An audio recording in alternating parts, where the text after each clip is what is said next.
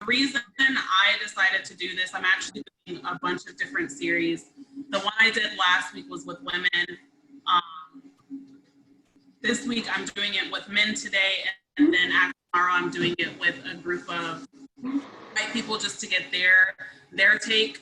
So I really just wanted to discuss with, you know, Black men and other men as well, just how you guys are feeling with what's going on. And then I wanted a lot of different generations together because we all have different, or you all have different experiences as far as, you know, what you've seen from a younger generation to an older generation. What can we do to embark change in today's world without always having that stigma of violence? Although, again, I'm not saying that everybody has their own point. I'm not saying any point is wrong, and that's not the take on today's conversation, to point out what's wrong and what's right. But it's really important for us all to come together and just kind of discuss in an open forum of what's going on. How do we feel, what we can do to help each other and motivate each other, but also what do you think will spark change? What do you think will take for it to actually change in today's world? So again, it's really open forum, but I really want Jeff, for you to start, if you don't mind. Sorry to put you on the spot, but Jeff and I have a really great relationship where he's actually been, me and him have been like kind of texting and sharing stories. And you shared something with me where you remember, you know, being younger and remembering the Martin Luther King assassination and dealing with that. So if you don't mind, how do you feel about today's climate? How is it the same from when you were younger to now? And how can we honestly make such a change where in 20 years and 30 years, when my children are my age, I'm not still going through this and having to now talk to my grandchildren dealing with the same pain and the same hurt? Sure. Well, first of all, I just want to share with you guys, when I was growing up, I grew up in predominantly Black neighborhoods, all Black, pretty much, all my schools and everything. And we always respected the police because we were taught in school, police are your friend. We used to have visits from the neighborhood policemen to our schools, the elementary school. We were officer friendly, things like that.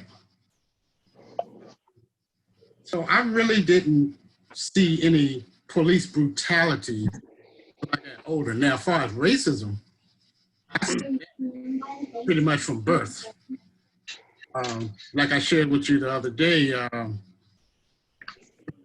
when Kennedy and Martin Luther were killed, we had a lot of racist political folks that used to just downright look at us like we were dirt, even though public TV would call us niggas. Or, you know, and it's just sad. And, you know, as a young kid, I was like, couldn't understand why these folks hate us. But as I went on through life, you know, I was more scared of my father than the police, to be honest with you. But it wasn't until about, it's funny how this just came up. I was talking to somebody the other day, and we got to talking about it. I'm about 21 years old. It's 1978. I'm not sure if any of you guys remember the incident with a young man named Terrence Johnson. Anybody know about that incident? Okay, well, it was the first serious police brutality that happened in the area. I was 21 years old. And this young man, and I want y'all, when you get a chance, to Google his name and see what exactly happened. It was terrible. It was just downright terrible. This young man was pulled over by the police with his brother. And I'm gonna make it short. Long story short. He was pulled over by his brother because he was, hey, there's my nephew.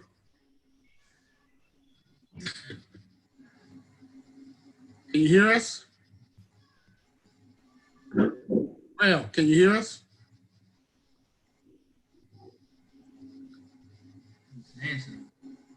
Yeah, to text him and tell him to connect it to audio. Okay. You got his number? No, I said you have to. Oh. So for everyone who's just now joining, you know, I really wanted to get our men together. I've already had a series with our women, and I wanted to get our men together to really discuss today's climate and what's going on, what we can do to motivate each other, to help each other, but to also just, you know, we're all in different generations. We all have a different, you know, perspective of what's going on. We all feel similar pain. For those who've experienced this more so than others, you guys feel a deeper pain that I cannot connect to, especially being a Black female. I have a different level of pain, but I think it's important for, on any platform, as often as possible, for us to connect with one another and, you know, figure out what we can do, even if it's a difference. Like I was telling Marcus the other day, I don't care if it's a small raindrop in a big pond of change that I'm committing. That's what I want to do to embark change, so that my son and my daughters, when they're 30, when they're 40, they're not experiencing this anymore. It starts with our generation and the generation under us. I mean, they're the ones, I think, who are going to be out there on the front lines really fighting for change.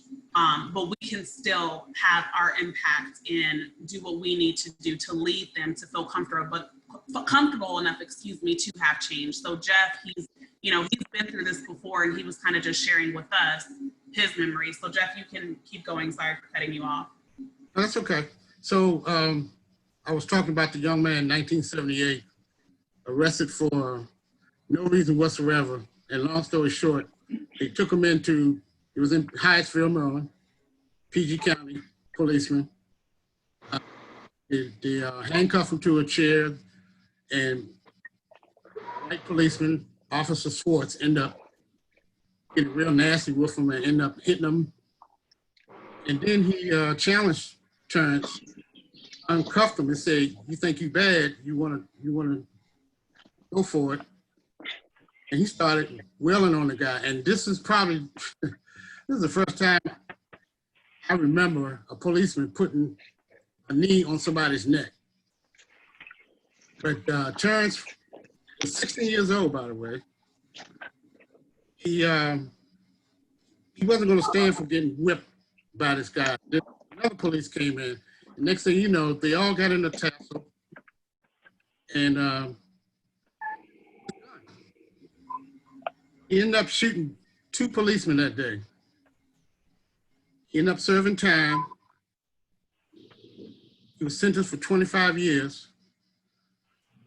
But he ended up getting out because eventually he had lawyers that proved to the fact that it was self-defense. He wasn't out before no more than 2 years before he got into the wrong system, doing wrong things with people, could have been drug related. Tried to rob a bank. When he robbed the bank, the police approached him, shot himself in the head. From that time on, as Black men in the DMV, we were pretty much scared of being around, especially PG cops. And I know that the things are different now. But I want to say we were scared, but right now things are totally different. Years, we try to avoid the police as much as possible, but that was totally impossible because I'm gonna be honest with all you guys. I was doing a lot of things I had no business doing. There were times I should have been locked up. But I guess I was blessed to never have any kind of issues with the police. But the main thing at that time, in the areas that I lived in, all the policemen were Black. Very rarely did we have to deal with Black policemen. Thank God we did. I think as far as that's the thing. And I don't know who has the background noise, but I think that's a question that I have for all of you men that are on the line, because again, I'm a female, And so I'm looking at this from a woman's perspective. And I can't look at it from a man's perspective, but of course I'm raising a Black son. And that's why I am so involved, even more so than, you know, probably someone who's not raising a Black son or a minority son. The way I look, I don't know how to prepare my son for the world and saying that you can do everything right, but it could potentially turn to a life-threatening situation. How do you lead with that? How do you go about your day-to-day and just kind of, like, what can I do, I guess? What can we do to help? If there is anything I can do, I don't know. Jamal, I think this one's a good one for you because, sorry, out there, but Jamal's actually an ex-cop and he's also in my generation. So this is a great thing for you to kind of give your perspective on. With everything going on, I think you got to speak up. Oh, can you hear me? Yes. So with everything going on, I think sometimes things just taken out of perspective. By the time my cousin said I'm a former police officer, I think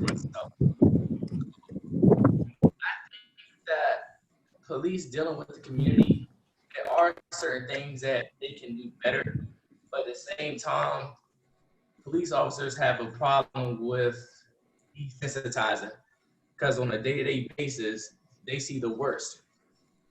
So there's a lot of police officers that do good, but unfortunately, when someone messes up in similar situations, of course, that causes an uproar, what have you. It could be 1 million cops and could be 5,000 in the world that's bad, but it only takes one rotten apple to spoil the tree. So, as far as the gentleman that was just speaking, he made a statement of like African Americans dealing with African American cops. Unfortunately, like to this day, we are geographically discriminated against in ways. For example, the system has it set up to the point where 9 times out of 10, African Americans are going to police African Americans. That's why you have predominantly like white counties. That's why you have HBCUs. That's why you have predominantly white colleges and things like that. To make a change on how I would, that's a hard one. I don't know how to make a change because, in my opinion, African Americans have a hard time coming together outside of something going wrong like this. So we could take it back to the guy in Baltimore that happened. And I was on the police department and I was out there on a riot squad, front lines, whatever. I've never seen people unite like that at all. You know, and it's like they want to use violence to like convey a point. But if we feel so strongly about a certain topic, we can change it. And what I mean by that is people want to riot and loot, throw rocks, you know, all this other stuff, but they still want to go shop on Amazon that's owned by a white guy. You know, so they still want to go eat at Wendy's. You know, you still want to go to like Chipotle, stuff like that. So to me, I think that in America, to make a change, we need to show how strong we are as a community, or African Americans, how strong we are financially, and stop supporting the other businesses. When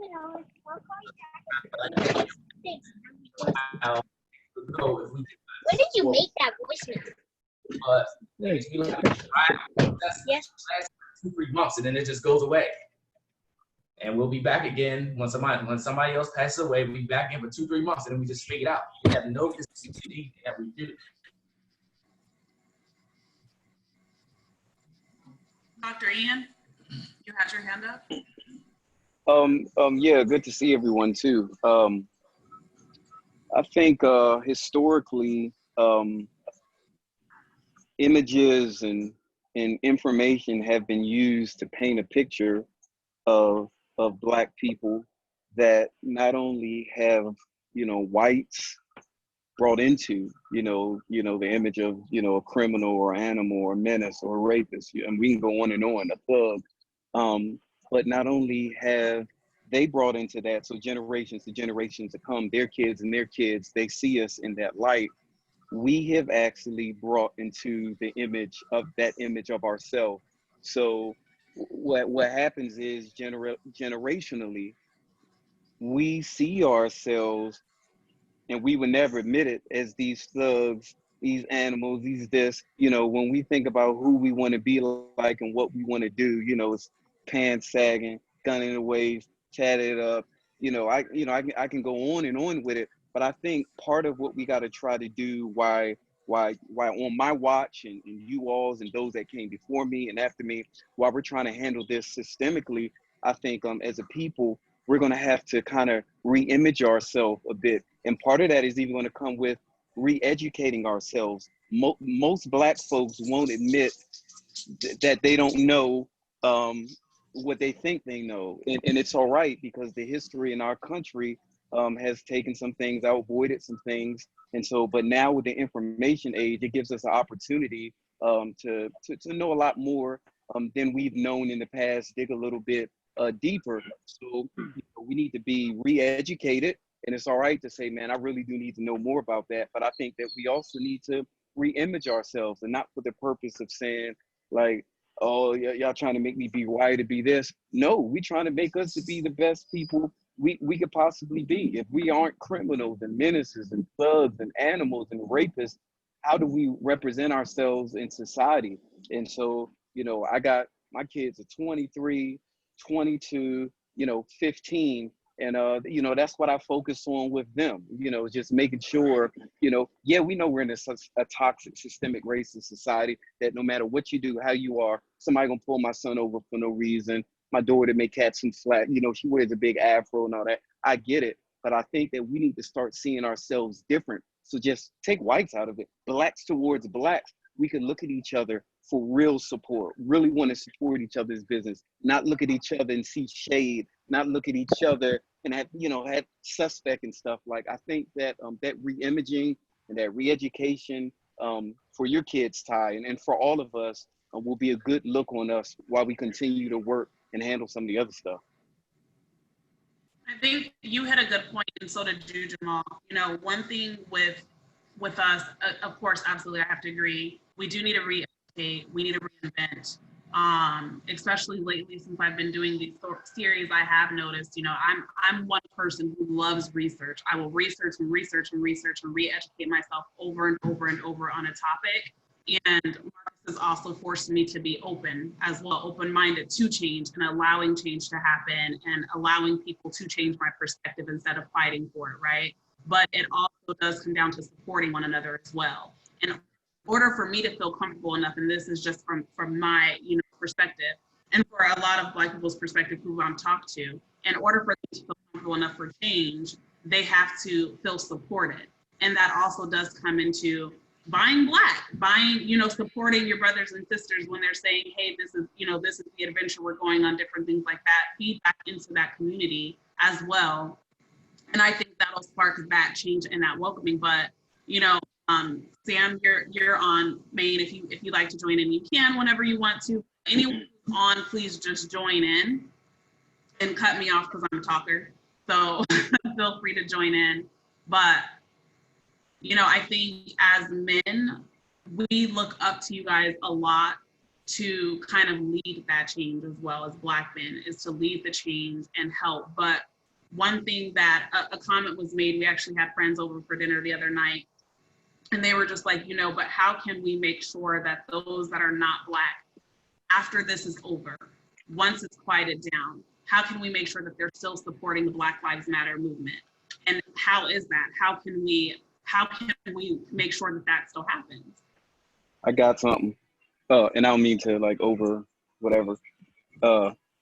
So what we've seen is probably historically, internationally, this showing of solidarity has probably been the greatest showing. I don't think I'd ever see this in my lifetime any more than seeing a Black president. It's bananas. So what whites and Blacks and other races have done, but I'll bring up Blacks and whites are the majority, came together without having any dialogue and just said, look, you know what, that 8 minutes and 30 something seconds we saw was wrong. We about to tear some stuff up and burn some buildings down. This wasn't just black people doing this. They came together and thought that that was the way to go to create change. So my thought is, if chaos could come together unplanned and strategically burn down this building until we could get a change, then now after the chaos, the same group of people, and we all got white friends and stuff, we need to say, how can we come together in a non-chaotic form, in an ongoing form, in an organized way, get a group, small group, whites and blacks together. Can we now have some conversations about what we just did and what we burned down, and talk about, hey, there's some legislations that need to be burned down. There's some people in office that need to come down. How can we continue to do this together? But what I know is that they'll come out and protest with us, but if we don't pull them in and bring them along for the ride, they won't just jump in. And one of the ways that we pull them in is by educating them, because we swear they should just know just because they're seeing everything we're seeing, but they don't. They want to be educated. They want to be informed. And I'm going to say this, they want to do it behind the scenes. They don't want to be blasting on nobody's walls or nothing, because it's going to take a lot for them to stand up for us after the protest. But I think if we bring them in, have ongoing conversations. I had my first one last night with the little group I put together, and say, look, are we in this for the long haul? They can influence others. Now you got business owners, people of power. And I know we like to say, we don't need them. We can do it on our own. Now we can't. We do need them. You know, until we get to where we need to get, we do need them. So let's just come together, bring them along for the ride, meet regularly, talk about what you want to do. And I'm gonna say this lastly, we don't even have to think about what to try to attack. You can go to the Congressional Black Caucus website, NAACP. There are already things they've been working on for years that are sitting on the table with dust. So the question becomes, all right, outside of statements y'all are making on your website, who's pushing this to get this done? Guess who does that? Us. It becomes a grassroots effort. We say, look, I know there's these 5 pillars of law enforcement, Obama's 21st Century Task Force. We ain't seen no movement on this. So our little group is going to take on this. We're going to try to research it, feed information up, whites and blacks together, and see if we can have a voice together, visibility together, and then we can have victory together. That's all I got. I totally agree with that, because, you know, while you were talking, I was thinking, you know, I got a lot of white friends. I got a lot of gay friends. But how often do you sit down and explain to them or talk about your culture? How much do they really know about the struggles we've been through? You know, if they're going to just get an education for what they see in the movies or on TV, then they're going down the wrong path. So I agree with you 100%. Communication is going to be, it needs to start like yesterday. No, it's the app. Yeah. I got I think a lot of us, we have a lot of friends. I tell my kids this, you have friends for different things, right? You have your friends that you want to turn up with, you have your friends that you want to study with. It's the same when it comes to culture. You have your friends where it's like, hey, we're black, we understand the struggle. We know that if we want to go out, how to carry yourself when you're out there. If you get stopped by a cop, I don't have to look at my black friend and be like, don't say anything. But if I'm with a white person, I feel a little safer in a white neighborhood. It shouldn't be like that. So in order for it to stop being like that, you do have to start putting back those layers of uncomfortability in order to get somewhere. You never get somewhere in life by being comfortable. Like, you just don't. And one thing, because we was watching, I was watching Sports Center a couple days ago, and I forgot what the white dude's name is, but him and the black young lady, they was having a conversation, and the white dude was like, I was always brought up, to not see color. I don't see color. Whether you're black, whether you're white, whether you're green or indifferent. If you're my friend, if you're my homie, you're my homie, right? And he said, that's actually the wrong way to go. He's like, and I apologize for seeing it like that, because in order for me to see the impact about what y'all are going through, I have to be able to see color. I have to be able to differentiate, okay, just because I'm a white person, my experience with the cops or my experience with police is going to be completely different than what black people go through. And Jeff, you're absolutely right, because I have, I have a bunch of friends. I got one white friend over in Colorado. He's like my brother, and I don't think I've ever not once had a conversation about like, well, you know what I'm saying, this is what we go through or anything like that. Like I've known him for like 10 some years now. I don't think we've ever had like one conversation about that. So Dr. Ian, you was right as well. Like it takes education, you know what I'm saying? It takes, you know, letting them know exactly, you know what I'm saying, what we go through, not, you said, Jeff, not just, you know what I'm saying, seeing what they see in the movies and, you know what I'm saying, things like that. Because a lot of times either in the movies, it's either we're poor and broke or we're wealthy and rich, or like a corrupt cop, like in like Denzel and Training Day, you know what I'm saying? It's one of those kind of like negative things, you know what I'm saying? Very rarely do you see, what's that movie, Morris Chestnut and Vivica Fox, two can play that game, Yep. right? Where they was two black folks, but you don't see that in regular movies that white folks, that was almost like a BET type movie, so only we got to see that, only that experience there. And I think, you know, y'all absolutely correct. You know, it takes education and things, and not just necessarily just seeing what they see in movies. It takes a little bit more than that. I got a question for, who was it, Jamal, that's retired policeman? Right, Yes, Jamal? Jamal, Okay. you got to speak up, Jamal. We can't hear you. Yeah, we sorry. Yeah, I got a question for you, because I got a question for you. I don't know if it's me, but it seems like over the decades, we are more angry now when we get pulled over by the police, because, I mean, I'm not sure if that's the word I want to use, but back in the day, if you got pulled over, you was like, yes, sir, whatever you say, sir, whatever you say, blah, blah, blah. But did you ever encounter more people resisting in the past? I mean, do you see black men, and I'm just gonna keep it on black men, as being angry and don't want to listen to what you may tell them to do? Absolutely. I used to work in Baltimore City in Brooklyn Park. So it's like, to them, it's a culture. You know, like I can come to you just off something simple. I could be trying to help you, but it doesn't matter if I'm black, white, or whatever. All they do is they see a badge, and it's just like you, blah blah blah, X, Y, and Z. So it's just like no respect. And I was 22, dealing with kids that are like 12, 14, 15, 18, throwing rocks at me. You know what I'm saying? I've been shot at, all types of stuff. Even when I'm not even trying to cause anybody problems. But it's like they don't want to realize, not realize, but they don't, it's like taught to them at a young age that all police are negative. And that is not true. So on that note, maybe we should try to come up with a solution. If it was, can y'all hear me? Yes. Yeah. All right. So, I just want to chime in on the subject. I think the United States justice system is built to oppress and humiliate black men as us. And if it was up to me, I'll come up with the, I'll defund the police. And I'm not saying, and defunding the police isn't such a radical idea. And I'm just going to just piggyback on a couple of things that you said. I'm not saying we don't need anybody to investigate murders or robberies or anything like that. We just need to allocate more funding to more certified professionals that can handle issues that face impoverished neighborhoods, drug abuse, and et cetera. We need more solution-based ideas and not punishable, because as being African American, we're already in the hole. So I feel as though we need more certified professionals to, we need to spend our money in better places. That's what I mean by defund the police. I'm not saying cancel the police, but it needs to be a better solution than that. It's me. I've been locked up, shot at. The system is crazy.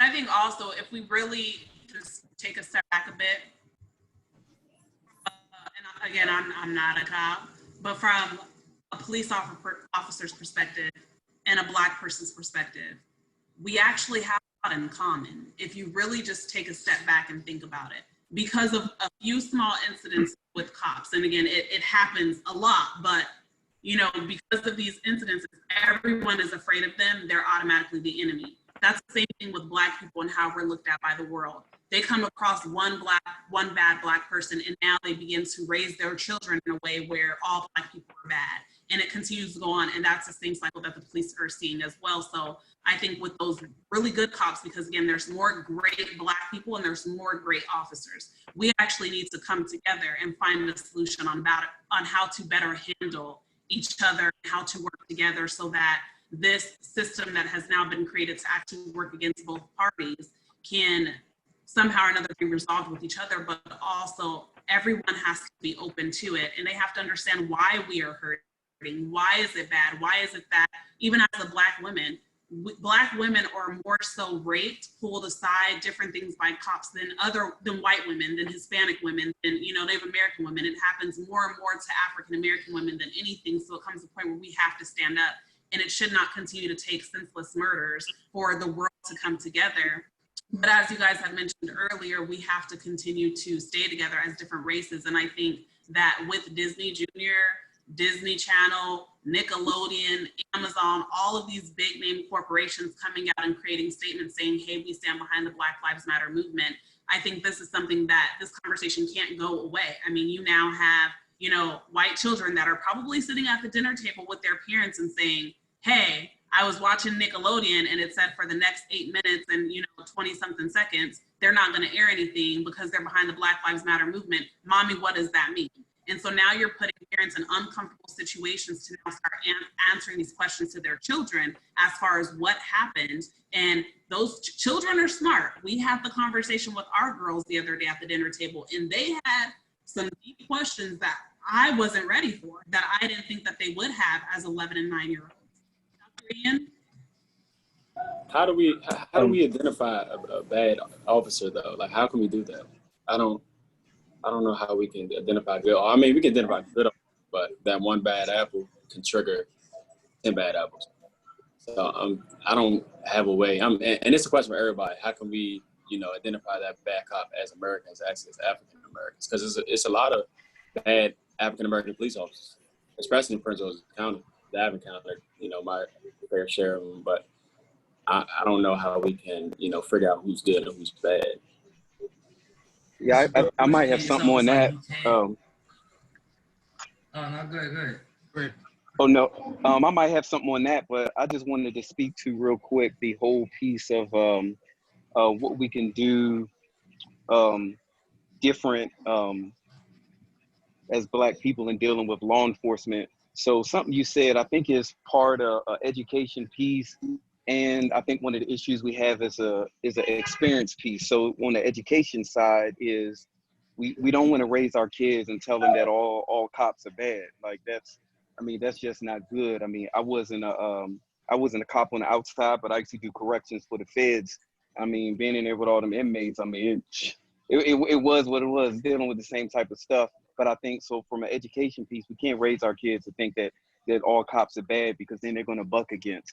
But then on the experience side, I think the reason why they act out the way they act, and I'll use this short story. I remember when I was dealing in my son's middle school, there was this bully. And once we finally got him in a room and started trying to figure out why he was bullying all these kids. I mean, this dude was probably like 5'2", was like tearing everybody up. But once we started having conversations in this room, and his mom was in here, his mom was talking real crazy to him. And when she left out the room, he began to tell us, no matter what he does, good or bad at home, his mother called him bitch, motherfucker, asshole, you look like your damn daddy, and this now. I mean, this is crazy. So he was like, when I'm home, no matter what I do, good or bad, like I'm getting beat up by my mom. She hates me because I look like my dad. So when he comes to school, even though the police officer there is nice, Mr. Jarvis, who was a student advocate, those of us from DC back in the day, he dealt with Rayful Edmonds, being good guy, it didn't matter. He was going to act out there. It didn't matter how nice you were, what your position was. He was like, he going to get it anyway. So what's the use of acting good? So I say that with those images we talk about, how we've been educated about ourselves, how we conduct ourselves. So now think, if you've been taught to think that all cops are bad, and now experientially you just seem to get beat up and brutalized all the time, man, you can't pick on somebody all the time and then come up with your shiny badge and your cheese on your face and just think they're just gonna pop and that good. No, in their mindset it's hard. And I don't care if it's a black or white cop. In their mindset is already like, you know what? They probably about to get me, so I'm gonna go ahead and give them some anyway. If I do some jail time, I'm gonna do jail time and I'll deal with it. That's crazy. But that's what it is. So. That's, I agree. coming back to my good point, like how do we decipher, good cops from bad cops? Right. Let's take a police department and basically look at it like it's a regular organization. Geico, Amazon, what have you. Any business has bad employees. So what I think we should do is start taking them to the positive sides of things, because police departments do canned food drives on Thanksgiving. They do fire trucks riding around with Santa Claus on Christmas. They do toy drives, but our community never takes us to the positive things about it. We only look at things from the negative aspect. So I think that will be a good start. So like where Mark and Tyler live at now, they do around the corner from them, they do toy drives every Christmas. And then they do 4th of July, they do fireworks for the kids. But nobody never shows up to participate just because of the perception or the image that has been bound based upon the occupation. And again, like I don't think I agree. Piggyback off the most kind of I had a situation where I was in Indiana. I got around for work and stuff, and I was in a rental car and I got pulled over for speeding. I admit I was speeding. And when the cop I was in a rental car when the cop pulled me over. Along short, the license plate that was attached to the car was actually attached to another vehicle. There was no registration in the car. The VIN number was not registered at all. And on my rental agreement, they had put me in like 4x4 or something. And so because I know I was going to be traveling back and forth, I asked if I can get something smaller. So they just gave me a smaller car right there at the gate. So my rental agreement is 4x4. So the officer had he had almost every reason to, and he told me that he was like, yo, look, I can, take you, in your car right here, leave you on the side of the road or take you to jail. So he honestly had like almost every reason to take me in, but, but because, I was respectful with him, I was honest with him and everything like that. He was like, look, your hotel's right down the street, go to your hotel, give your rental car company a call and have them, bring you another car. But to kind of piggyback off Jamal's point, like a little bit earlier, we can't at the same time as, we want, to respect, we want to be heard and things like that, by the police, by whoever, we also have to give that same respect as well. I cannot, and that's one thing I'm teaching the girls, is that we're looking for equality. I cannot expect, demand, or request a certain item or a certain thing that I'm not going to give to you. So Jamal, you saying, you pulled up, on, corners or whatever it was, and then all of a sudden cussing you out, throwing rocks and things like that. But if it was the same way around, Jamal, you just pulled up and started throwing rocks and cussing them out, it would be this big deal. You know what I'm saying? So again, you can't, you put in Tommy a kind of a good point there, it's kind of right. We have more in common, Black people and cops, we have more in common than we think. Because again, one bad experience with a cop is going to completely ruin my perspective. One bad experience with a Black person that a white person may have, even in their teens, it may ruin their experience. So, yeah. But, and I absolutely get where you guys are coming from as far as, hey, there are a lot of things that cops do for communities that we don't see. And there's also a lot of things that Black people do within their communities that others don't. But we're operating in so much fear that, just piggybacking off of, how he said he got pulled over in Indiana. I was actually on the phone with him when he got pulled over. And I think white wife would have been like, okay, honey, call me back. And I was terrified. As soon as he's like, oh no, I got pulled over and hung up, the first thing where my mind went was, I hope he makes it to his hotel alive. I hope the next call I get is not that my husband was killed. And that's we're living in now on a daily basis, of this fear of when you see a police officer. It used to be, we were at the zoo one time, or the amusement park, I can't remember.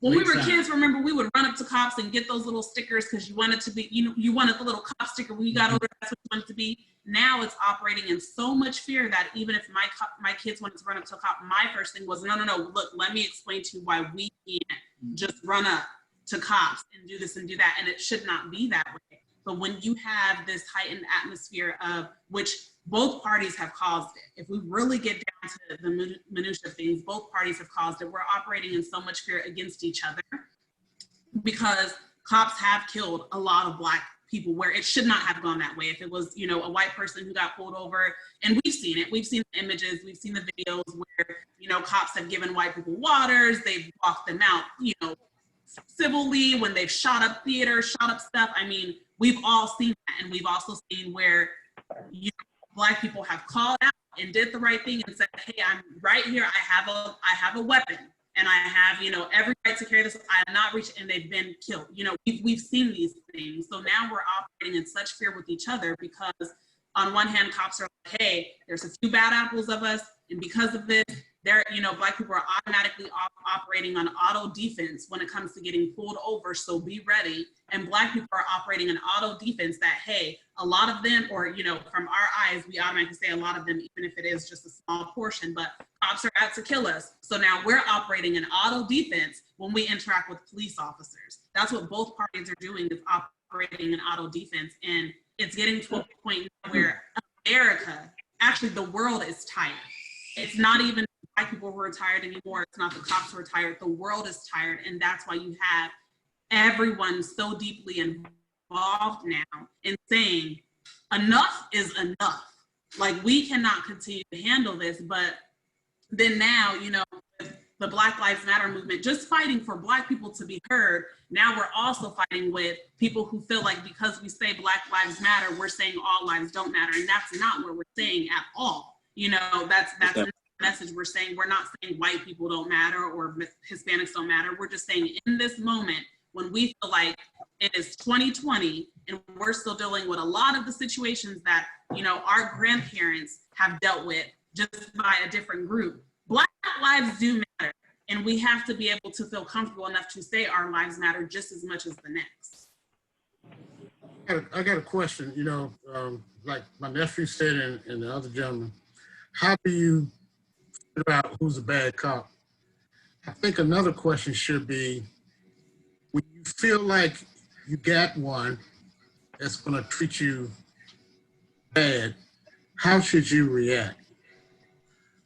Because you could be nice as you wanna be, but if it's a bad cop, he's gonna do something that's gonna be mean, bad, and maybe we should come up with a dialogue for our children, for folks, to learn how to communicate with this idiot that's threatening to beat your ass. I don't know what kind of words one could say. Maybe Jamal can help out with that since he was an ex-cop, but maybe if you say something, I want my lawyer. I think one of the things is it's too easy to be a police officer nowadays. Like, it's no, in my opinion, like the guidelines have, and you can still have a record being a police officer, talk to the right people, you know, take your drug test, check your credit, and then boom, you're a police officer. So it's just like they have to strict the applications, job applications. Because I mean, police officers, we need community police and we need police officers. But if it's that easy to be a police officer, then hell, everybody should be a police officer. That's the case. And like, if you want to be a doctor, you got to go to school for 10-something Right. years. You want to be a firefighter, Right. you got to go through, you know what I'm saying, months and months, and I don't know how long, many years of training. You want to be a lawyer, you got to go through years and years of schooling. But Exactly. we was driving down the street, saw a sign down the street, now hiring Anne Arundel County police officers. You can't just have it on like a monster application out there, like, oh, it's just a billboard now. Hey, come to us. We'll train you up, and 4 months later, we're gonna give you a gun in the bag and send you out there. So, like you said, like you were saying, man, it does need to be a lot stricter application process or training or whatever needs to be done. But what would that look like if we were to, you know, to say, hey, you have to make sure that the process to become a cop is actually more strenuous than it ever was. You can lie on any application. I've seen it. I interview left and right, and people will lie, really don't know what they're about or what they're going to do until they get into their position. And I mean, a question we could ask is, have you ever been involved in a hate crime? Have you ever been involved in this? But again, people can lie. And if they have not been arrested in such or charged with such, then you don't know until now they're in that uniform and that hate, the opportunity for their hate towards a specific race, sex, whatever. I don't think he was just talking about just the application, but just like the training. The training and, you know what I'm saying, all of that. Because, again, you have other possible life-threatening jobs. You could go through training for years and years and years. I'm sorry, if I'm a doctor, you don't have an opportunity to have a bad apple doctor.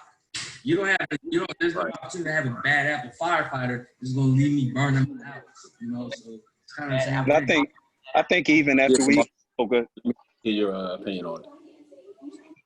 So first off, like I say, the application process for the police department and the fire department is exactly the same thing. When you go through the academy, police officer, you are in the academy with the fire department, and y'all are both in there for 7 months. So I would like to say that's the same. Of course, they promote it on the side of the road saying, apply, of course, and it's still a vetting process. Everybody can't just become a cop. Everybody just can't become a firefighter. So it's not just like you just walk into the door being able to do it. Granted, could the career be a little bit different on both sides, on the fire department and the police side? It can. But that doesn't mean that, somebody's not going to make a mistake, or you're not going to have a bad cop, you're not going to have a bad employee or a bad firefighter. You might have a firefighter who might get scared in the building on fire. He like, nah, I'm not running in there to go save that person. So I don't know how you would change the curriculum. How you would go make it stricter. I think that even after you pass through the hiring process and all the training, and I think because things are so sensitive now, then it might have to be a situation where, say one of y'all guys and me, like we made it through the abuse. Like we acted as nice as we could, we cheesed as hard as we could. We got some abuse, but we made it through. The question becomes, the other cop that was with them, are they going to speak up, or some way, shape, or form through a body cam? Once it get reported, then there's no 2 strikes, there's no 3 strikes. Based on the sensitivity of what's going on at this point in time, it needs to be, you know what, this not the career for you. And then make it to where that cop can't just go to another district, another county, another state and get hired. So we might not be able to do anything on the front end, but I think we need to work on a way to weed them out after that. And I'm gonna bring this up, and I've been thinking this for a while. So PTSD is largely associated with the military. Thank God I didn't get it when I was in, but most people in general, especially Black people, suffer with PTSD. I remember when I was a CO, a lot of them cops be trying to work, double shifts, double and a halves. And man, when you got to work that many hours, dealing with domestic stuff, you find a weapon, you thanking God that it wasn't you, you on edge all the time. As much money as you making and all that, man, I think it just kind of makes you antsy. And you could be a good Black cop and a good white cop, but at that moment that you worked too many hours and you had to come in danger too many times and had so much fear, you get a little bit edgy. And on the most mild situation, you might go off and act crazy. So I think another thing that needs to happen is there needs to be a way, maybe some quality control person, some ongoing psych evals, trying to figure out what this PTSD is about. Maybe tell some officers, look, that's enough overtime. You work your shifts, like you go home or whatever it is. But I think psych stuff like plays a lot of it. Absolutely. Excellent point, because I was going to say, Jamal, you probably know since you was a policeman, but how often do y'all get psych evaluation? Do you wait till something tragic happened in your life, or do they do it on a regular basis, like, I don't know, twice a year? They do it after like traumatic events. So after I got into my shooting, they basically like send you to counseling, stuff like that. That people that come to your house, check up on you, make sure you're okay, stuff like that. And then to address the point of why they work so many hours, it goes back to, you start off at $44,000 a year. That ain't no money. So they work so many hours because they want to put food on the table like everybody else does. So when I was there, I used to pull 16-hour days. So yes, does it take a physical, mental toll on you? Yes. But if they just had a higher base salary, they wouldn't, push themselves to that point because we want to make money too. 44, I flipped 44 into 100,000, 120, but I was working 16-hour days for like 6 days straight. So it does take a toll on you. So give y'all more money. Well, I don't think you're still copping now, but if you was, give y'all more money up front. I'm just saying. We try to be fun. Like, but you know what I'm saying? No, but again, if we're funding in the right place, it's good. Like if we're funding and we're getting good cops and the right cops, man, I'm all for it. Like give you another, you know what I'm saying? The 70,000 works and you ain't got to work forever. You being a good cop, you're respectful, you establish your relationships. Yeah, I get that, but it still also comes down because I've actually, since all this has happened, I've talked to a few cops, like more cops than I've ever probably talked to in my entire life without being pulled over or something. And they've all said the same thing, that within, being a police officer, you have this cop code where it's, hey, I'm not going to rat you out. If you don't rat me out, I'm not going to see anything. You do you. I'm going to act like I didn't see it. Or the ones that do speak up, then feel threatened by the vet cops that's been there by saying you turned on your brother or your sister in uniform. And I think that's why a lot of these things happen too, because you have this stigma within while being a cop that you can't go against your brother or your sister who's wearing a uniform. So they could be out there, doing things that they could rape and doing all this other stuff, selling drugs. I mean, we've seen dirty cops. We've heard about the dirty cops. They're out there and that happens. But because you have this bro code within, being a police officer, you don't tell on each other. And I'm not saying to be a snitch. That's not what I'm saying. But what I'm saying is there's right and there's wrong. And you have to be brave enough to stand up and be like, you know what? Brutality against Black people is wrong. You putting your neck down on this female or this male is wrong. Get off. You should not take everybody pulling out their cell phones and us all watching on social media a male or a female dying anymore. That's not what should be happening. It should be the cops stepping in and be like, yo, we're being a little bit too, get off of her, get off of him. That's not what we want to do. I did see one video where, I can't remember where it was, but it was during a protest, and the cop, he did, there was a person on their knees during the protest going like this, and the cop just shoved them out the way. And that African-American cop jumped in and pushed him, and she was like, no, this is what we're not doing today. Go to your squad car. There needs to be more of that on a daily basis of, hey, you're not just gonna, I see that this person can't breathe. Get up, get off. We're not doing this. And I don't know how to get that. And maybe that's what really needs to be changed, is the system that we have where they protect each other. Tough system to change. I know it is. And that's why that's why I feel like we can do a lot, but cops also have to do it too. They also have to stand up with each other. I'm gonna tell you what, man, and my man that was a cop maybe can attest to this. I worked at FCI Fort Dix, so that's our largest federal pen. Most of the time they had me on what they called the Wild Wild West.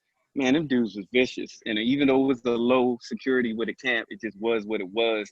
And I remember, man, some of them white COs, just maybe they got beat up as kids or they was happy to have a badge. Man, the stuff they used to do to them inmates, man, would just like ignite all types of anger and stuff. And, we ain't have no weapons. We had a radio with a body alarm. So like if you got beat down, you did. And man, sometimes the inmates would tell me something where I go to their locker. It just got thrown all over the place just because somebody wanted to do it.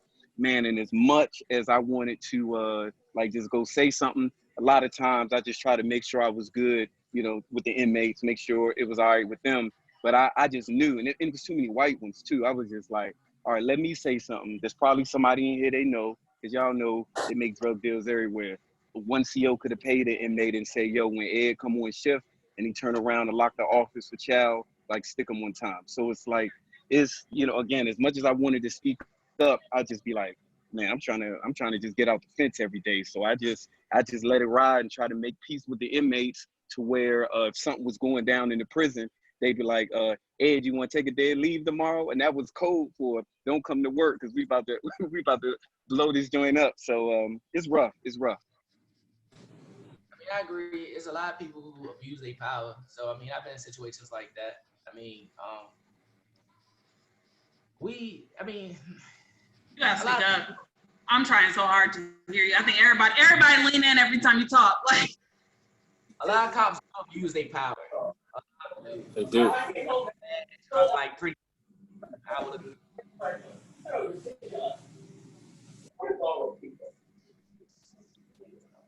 You said a lot of cops abuse their power. Yes, there are some that do abuse their power in a situation that my guy was just explaining. There are definitely some that definitely does abuse their power. So I completely Why do you agree think it with is? Do you think it's more of a pride thing, or growing up like a? I personally think for most cops like losers in high school and nobody respects them and stuff like that. So yes, it is a pride thing. So they try to be like overbearing. Right. So they take that way far south from a Caucasian aspect, I would say. So excuse me for never being a police officer, but in private sector companies and stuff, if you have someone who is abusing their power or someone who is, grouping up with somebody, there's solutions that are involved. There's write-ups that are involved. There's, you got the last straw that's involved. And I think us as public who see this, it's like, there's, I've and in the inner city before, I've seen some things where we've seen that there's one main bad cop that's come through, and in Topeka, there's those handful of bad cops that we all know of. We all know who they are. We all avoid them. So it's like if a whole entire community knows a bad cop, knows that this cop abuses their power, how are they still on the force? That's the part that I don't understand. And that's the part that I think a lot of us have a problem with is if I go to Geico and Geico has, one bad employee that shows up late every day or that curses their bosses out, they're going to be fired. They're going to be terminated. Cops, it's like they get suspended with pay sometimes on administrative leave, and then they just come back and do it again, and it gets worse and worse and worse each time. And not even that. I think a lot of stuff with the police officers is swept under the rug, and it stays in the family. That's another problem that we have. A lot of crimes against, regular people. Yeah, a lot of crimes against people aren't being reported, especially in the police force. Yeah, and man, there's a lot of perks with being law enforcement. My man could probably attest. I mean, if I get pulled over with a ticket, I mean, even if it was a white cop, it'd be like, "Oh, you a bro? All right, just go." Or like, I could be going into a club, and if I see a cop there, I'd be like, "Yo, man." He'd be like, "Man, you ain't got to pay, just get in." So it's like, and there are probably bigger perks involved. But I think sometimes even outside of just being overbearing and having a badge, man, you like the perks so much. You like, man, I don't really want to mess this up. So it's a whole, I guess we could say it's a whole psyche surrounding why some wouldn't just come out and speak up and say, "Yo, that was wrong. That cop needs to get in trouble." It's a lot to think about. And I'm sure us seeing an occasion like what happened to George Floyd, we say like, I would speak up, but I think you kind of got to be in it to realize like why they don't. It's similar to a fraternity. That's what it is. It's just similar to a fraternity. Bloods, Crips, Kappas, Qs, Alphas, Omegas, Blue, which is cops, the same thing. It's similar to a fraternity.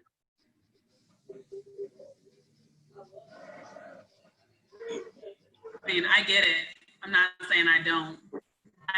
It's unfortunate. It's unfortunate, I think, for us who, civilians that are not police officers and you see police brutality, we also feel like we can't do anything but pull out a phone because if we try to jump in, you try to tackle a cop, you're going to get shot, you're going to die. It's a whole thing. So it's like we have to, I don't want to, in 5 years or 6 months or, 3 months, because I feel like the past decade, it's been every few months, we're feeling some type of pain in our community from police officers. So I don't want to look up again. And now I'm reaching out to all of you fellas again saying, hey, do you guys want to hop on another call? Because now we've seen another, police brutality on live social media. So I don't know. I mean, I think it's kind of what we said at the beginning of the call. We definitely have to get, all of our friends, all of our groups together, independently together, things like that, and just figure out ways that we can, instill different values, different ways of thinking with each other. It's not, I don't even think it's really just about, talking to white people about how Black people grew up or anything, but it's just showing them why we move a certain way? Why do we react a certain way? And then maybe they can also stand with us more and understand from a different level, like, oh, they weren't being combative, or they weren't being this is they, you know, when they talk with some aggression, they're really talking with passion. It's not always aggression, things like that. Anthony, you had something to say? You're muted.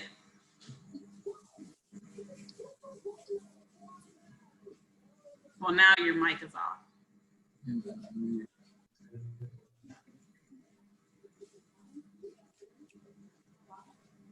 think you're frozen now.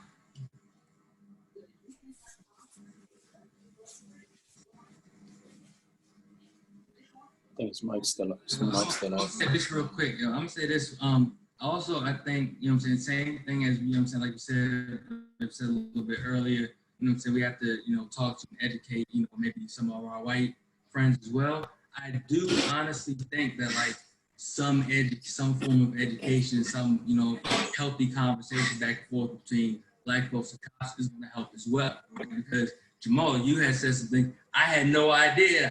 For some strange, I don't know where I got this from, but for some strange reason, I thought firefighters was in for like a year and a half, and cops was only in for 4 months. I don't know where I got that from, but again, you know what I'm saying, that education piece there, I don't know cops got paid that little, and that's the reason that they're constantly working double shifts and things like that. So if we had some more of that education piece, not just between Black folks and white folks, but also Black folks, cops, Blacks, and things like that, you know, I think that would, you know what I'm saying, probably help, well, not probably, but hopefully help, you know, some, you know, extend some sort of reach towards change as well. And I think just from my perspective, and you guys can definitely jump in if you agree, but I think when we see a person in their cop uniform, we automatically have a guard up, automatically. So sometimes it is where, you know, if you have cops that are friends or, you know, within your community or something, having them over without their uniform in, not while they're on the shift, not anything like that, but to really just talk to you so that you can be open and accepting to what's going on. Because honestly, I don't really want a cop just pulling up to my house in uniform. I'm gonna keep it 100 with you. Like, I don't want that, because for one, I don't want the community thinking, you know, I'm out here telling what my neighbors are doing and different things like that. The same thing that cops have, you know, their thing within their, you know, system. We have it too within the world, where you don't want people thinking you snitching on them because the cop's always at your house and pulling up and stuff like that. So if we're wanting, you know, to educate cops on how we move, and we want cops to educate us, you also have to meet each other on each other's level. You can't just expect, like, hey, I'm in uniform, you got to take it what it is and you got to respect me. No, that's not the case. You have to give respect to get it. So if you see that I'm not accepting of you while you're in a uniform, on your off day, we can go meet somewhere else on a mutual territory and let's talk and let's get to know each other. So then that way, the next time I do see you within my community, I'm a little bit more understanding. I know that you're not a bad cop. You're actually a good cop who's here to try to help.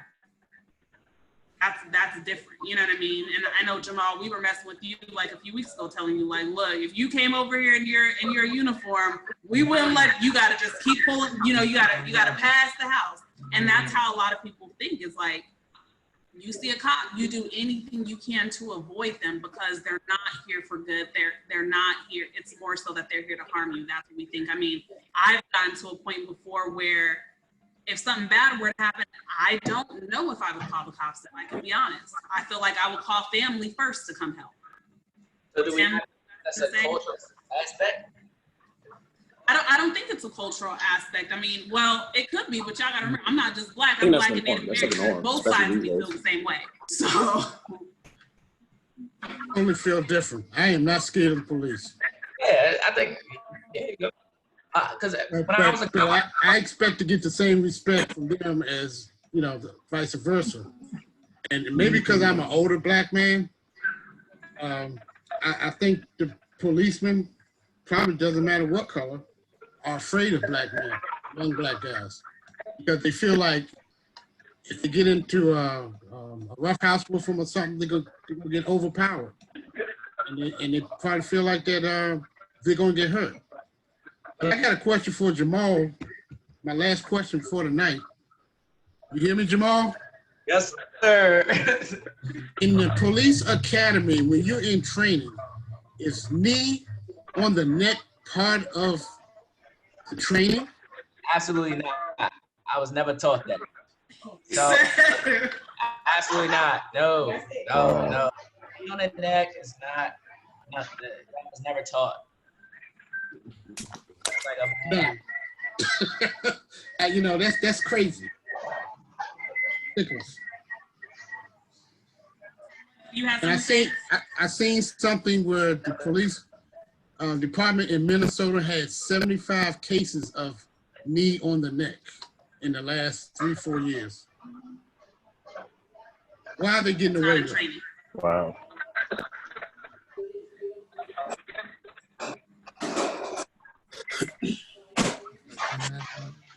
So Tim, did you have something to say? You unmuted yourself. Oh yeah. I listened to what you said about the having the cops meet you offsite, maybe on a day off or something like that.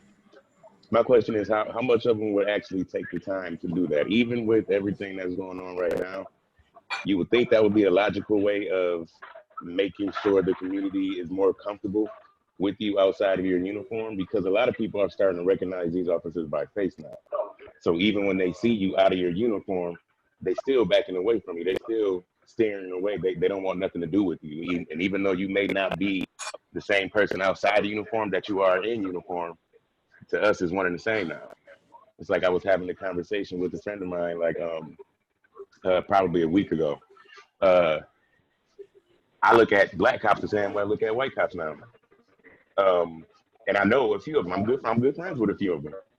And if I get approached by a white cop, if I get approached by a black cop, if any situation happens with me with any cop, I'm looking at you all the same now, because I can't trust your judgment. I don't know your actions. I don't know what you're thinking.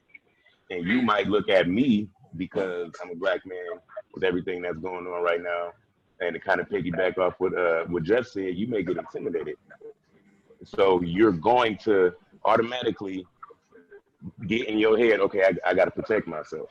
And I feel like that's why a lot of the times you see cops so quick to put that BS with us, but when it comes to white people, they're a little more calm, because they don't necessarily see them as much of a threat as they see us. So in order to fix that, correct, we would all have to meet at some place at some point in time in some neutral area. But at this point, I don't think even the community will be willing to do that, because all they're going to do is look at it as a setup. Okay, so now they know us. Now they're cool with us. So what? They're going to run our background now. So what? When they see us, they're going to be like, well, what? You just out there? And now you're doing this. And I know you got kids and stuff. And now they're going to start getting personal, because I've seen that. I've literally been walking, maybe walking through a park or at some type of event, walking through a carnival or something with a few of my friends. And one of the cops that just happened to be patrolling, hey, what up? How them kids doing? Yeah, man. Hey, stay out of there. You know you don't want your babies having you go through that again, but you spent 10 years in there. And I'm like, how does this dude know you like that? Like, we didn't say 2 words to him. How can he look at you and know all your information like in that way, and then expect you to be calm, cool, and comfortable around him, to the point where you aren't automatically thinking if he approaches you, some BS is about to happen. So just in the same way that they get defensive, we're automatically getting defensive. I can't even drive my car without clenching my steering wheel if the cop drives past me, and he shouldn't be like that. It's crazy. I don't even want a cop. I don't even want a cop to say hi, how you doing to me at this point. I'm so serious. I don't want nothing to do. I will turn down my music. I will turn the other way. I will switch directions. I don't want nothing to do with none of y'all, because I don't trust y'all thinking. And right now, y'all scared of all of us because we fed up. So I really don't trust y'all thinking right now, because y'all saying, oh, we don't know what they about to do. I ain't about to do nothing to you if you don't do nothing to me, but you don't know that. So you're going to do something or say something or try to do something to irritate or provoke me in some way. So now some situation has started, and it's going to come back to, oh, he was being resistant, or oh, he was causing a scene. He wasn't listening. He was acting, acting irate or whatever. When if you would have just left that person alone, or if you would have just asked the person a simple question instead of trying to dig deep, you wouldn't have got that response from us, because the first question you asked, we're automatically scared. Automatically. Hey, what you doing here? Shit, I'm about to leave. Matter of fact, I'm about to leave. And it really should not be like, it's to the point where my kids don't even want nothing to do with cops. My kids are 9 and 5. Eli is one of the most innocent little boys in the world. He's kind, sweet, nice. He ain't out here like he's a soft boy. That's the last thing. He don't watch the news. He don't know nothing. But two things he know about right now is stay away from cops and coronavirus. And the coronavirus, okay, but staying away from cops at 5 years old, heck, they teaching you cops are your friends. If something is wrong, call the police, go to your parents. Now he's looking in a way where he don't even want to be around him. And I ain't gonna get him my daughter for the one, or Ty knows my daughter. She's sassy. She's cocky. She will say what's on her mind. And I mean, she will seriously tell you, "Ooh, there go a cop. Can we go the other way?" I don't even want to deal with them today. At 9. That's why I think we do have to, I mean, even if it's just a one-on-one thing, slowly we do, because just like how we want, you know, white people to be a certain way, if you really think about it, and this is why I said at the beginning of the call, you know, whether we want to admit it or not, cops and Black people have a lot of things in common when it comes to the world and how the world views us. And just like, you know, Marcus, for example, he has tattoos all up and down his arms. If he were to go to a white person without, you know, dressed up in a suit, all his tattoos covered, you know, showing and everything like that, they're automatically going to look at him a certain way and be intimidated. But when he puts, you know, on, you know, cover up the tattoos and dresses real nice, they're a little bit more accepting, like, oh, well, what do you do? What, you know, now I'll say hi, I'll do this, I'll do that. But if he's not dressed up for work, he does get looked a certain way. And I think that's how we have to relate it to police. Like, you know, sometimes, fortunately, they get to take their uniform off every night. We don't. Right, so right. Because you can take your uniform off at night, in order for me to at least open up those doors to first talk to you, and then hopefully, you know, you talking to me one-on-one and us having that mutual, you know, respect, and maybe slowly but surely there will be more people within my community having that same type of relationship with you on a one-on-one basis. And then slowly but surely you can also get the rest of your cops as well that maybe patrol this area to come around a little bit more and more too. And now we have this mutual understanding. It's not going to be overnight. I don't think this is going to happen tomorrow. I don't think it's going to happen next month because emotions are high. But I truly believe that it always takes one seed that needs to be planted and watered, and eventually things will start changing. But it has to start. It has to start somewhere. We can't continue to stay in this space. Like Tim, you said, you know, my niece and nephew are afraid of cops. So are my kids. My kids are terrified. Titan is 3. You know what I mean? Titan's 3. And I remember at first he's like, I want to be a police officer, da-da-da-da-da. Now he's like, I want to be Paw Patrol safe, or let me be Superman. Like, you know, like, I don't hear nothing about police officers anymore. And Malaya is just terrified. She's like, you know, why don't they like me because I'm Black? And she cries. Like the other day we had to have like a day and a half conversation with her just because she's terrified of just being Black. That's disheartening. Crazy. To be a parent and realize that there's things that hurts them now that we honestly I can't put a Band-Aid on it and heal her. I can't. But what you can do, I don't go as far as what you suggesting there, but you can also talk to your kids as well. You know what I'm saying? Just because they see on TV or they see on the news that, oh, well, all cops bad, well, that's just continuing the same stigma and stuff, just like with us, all black people are bad, all black people are bad. They're just continuing the same, you know what I'm saying, stigma. So it does, you know, of course, we're telling you, not all cops, because my father is a cop, you know, and he's not bad. But at the same time, it's like, you know, there are certain ways that you need to carry yourself as well, you know, and I'm trying to, and I'm going to teach the kids, like, you know, you teach them survival. You know, when you get pulled over by a cop and things like that, you don't mouth off to them. You don't talk to them in any kind of way. You don't say anything back to them because, like my man said here in the middle, how can you tell a good cop versus a bad cop? So I'm going to automatically offer whatever cop it is, Black, white, different, Mexican, Latino, whatever, I'm going to offer them a certain level of respect here, and I'm going to make it out of whatever that scene is. And if I want to talk mess to my friends, or to mom and dad, or girlfriend, boyfriend, whoever it is, later on, then I can go ahead and do that, but I'm not going to talk mess to this individual who essentially, even though it sucks to say, essentially has my life in their hands during this 10, 15 minute interaction. I'm going to teach them, you know what I'm saying, survival and how to, you know what I'm saying, get out of those situations without harm or anything like that. And nowadays it's crazy because I don't even like driving nowhere without someone else in the car with me. Because it's like, if I get pulled over and I'm by myself, Lord knows if I'm not recording, what's going to happen. So I try to always have someone around the car, especially if I'm going to far distance. If I'm going down to the gas station, then that's cool.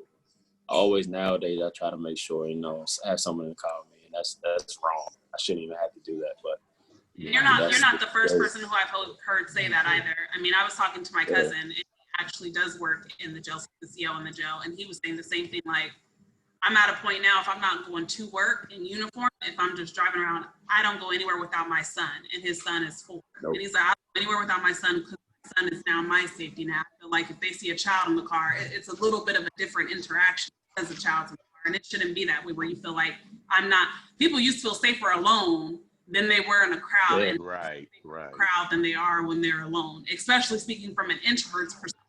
I even feel safer in a crowd. And I don't even like people for real. I love being by myself in my little nest. Now it's like, no, I need a group of people at all times so that we can all kind of hold each other accountable, but also have each other's back. And it's crazy. This is crazy. It is. But, I don't want to keep too more of your time. I do want to thank all of you guys for joining Marcus and I tonight and just having this discussion. There are going to be more and more discussions, I believe, that we're all going to have, either together, individually, within your groups. But I do think that conversations have to continue to happen, and we have to continue to motivate each other for change and just to feel safe right now. And if you guys, again, even after we talk and days pass, hours pass, whatever, you have any ideas, please feel free to shoot them my way. I'm always open to ideas of just how we can honestly just